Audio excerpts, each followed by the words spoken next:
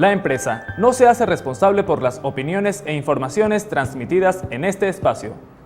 Las declaraciones y conceptos emitidos en las entrevistas y programas son de la exclusiva responsabilidad de sus productores, conductores e invitados.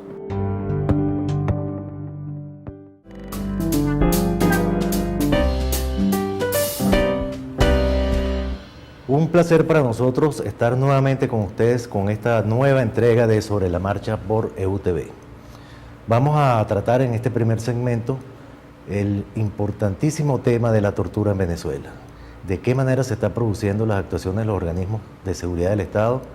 y de qué manera está impactando en la imagen internacional del país, que de alguna manera hasta estos últimos momentos se había mantenido, digamos que en términos aceptables. Pero antes de entrar en materia, vamos a recordar nuestra identidad en Twitter, es @ejrl, y nuestro correo electrónico, erojas@eluniversal.com. Muy bien, el problema de la tortura en Venezuela y de qué manera se está ejecutando y de qué manera está afectando la imagen de Venezuela en el exterior. Hay que hacer hincapié en que las manifestaciones que se vienen produciendo en el último mes en el país tienen unas características un tanto diferentes a otro tipo de manifestaciones que se producen constantemente. El año pasado, las ONG que se encargan de realizar estos estudios reportaron alrededor de 5.000 manifestaciones en el transcurso del año. Pero son manifestaciones que tienen un objetivo concreto. Pueden estar los ciudadanos reclamando un problema de seguridad en su barrio, o un problema de falta de gas o de falta de algún servicio, muy concreto y tal vez por unas horas. En este caso estamos hablando de una manifestación constante, distribuida prácticamente por todo el país, con unos focos muy importantes en los Andes, específicamente en Táchira, en Mérida, un foco muy grande en Carabobo, por supuesto Caracas y la zona este de Caracas, en la que también se destaca que el oeste manifiesta muy poco, sin embargo ha tenido sus focos especialmente en zonas como El Paraíso, Montalbán y el mismo Caricuao. Pero la gran diferencia está en que este tipo de manifestaciones tiene una argumentación general. Persigue básicamente un cambio de rumbo en las ejecutorias del gobierno, especialmente en el área económica, especialmente en el área de seguridad y con mucho énfasis en términos que defiendan la calidad de vida de los ciudadanos.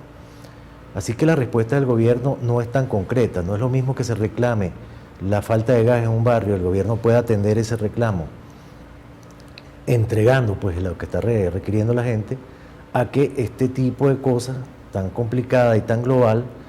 involucre presiones para que el gobierno rectifique las medidas que ha venido ejecutando prácticamente desde que asumió el poder en el año 99. Estamos hablando de un nuevo orden económico, estamos hablando de una flexibilización del control de cambio que permita la reactivación de la economía y por supuesto pues la reactivación de las empresas que para este momento presentan una situación realmente crítica. Y esto impacta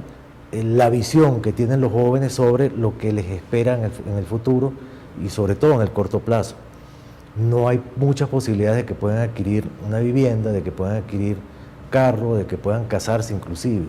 Entonces eso lleva a la protesta a otro grado, a un nivel de filosofía, a un nivel ideológico, a un nivel de cómo se observa la calidad de vida en el futuro para los venezolanos. Muy complicada, por supuesto, la respuesta. Y aquí es donde viene el eje de lo que significa la tortura en este caso. Primero tiene el mismo tono de toda la vida, que busca amedrentar a los ciudadanos para que detengan la protesta. Va muy dirigida a los jóvenes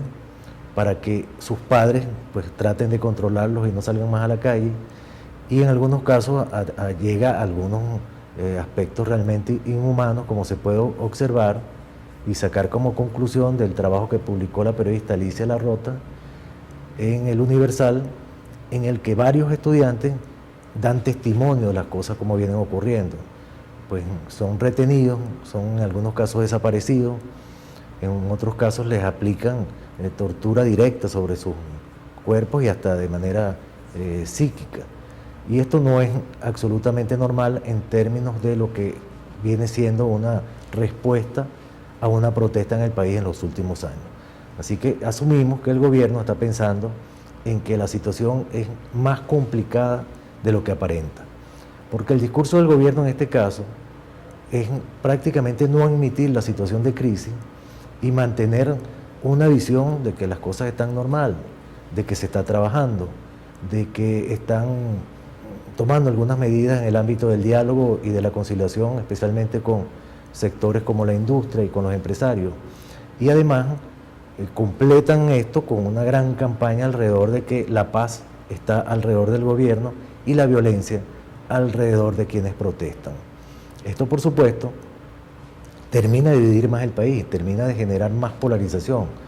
porque aquí viene otro elemento que tiene que ver con esto de la tortura, con esto de la represión excesiva, que es la intervención de algunos grupos llamados colectivos, que en realidad son grupos de mercenarios, que intervienen en las protestas regularmente después que termina la manifestación, digamos, formal, y convierten esa manifestación en un elemento de violencia, en una protesta pues, que desborda los ámbitos normales y termina pues, con la intervención de la Guardia Nacional, funcionarios policiales y los propios colectivos trabajando en conjunto con las fuerzas de seguridad formales. Esto lleva a que se produzcan pues, heridos, en algunos casos muertes, y en términos generales a que se produzca una situación que, unida a la guarimba, que es este mecanismo de trancar las calles para llamar la atención al gobierno y generar pues, caos en las zonas donde se produce, termina dando una visión general de que en efecto hay muchísima violencia, pero los testimonios de la gente que ha estado cercano a las protestas, especialmente de los estudiantes, dan cuenta de la intervención de muchísimos infiltrados en diferentes partes del país.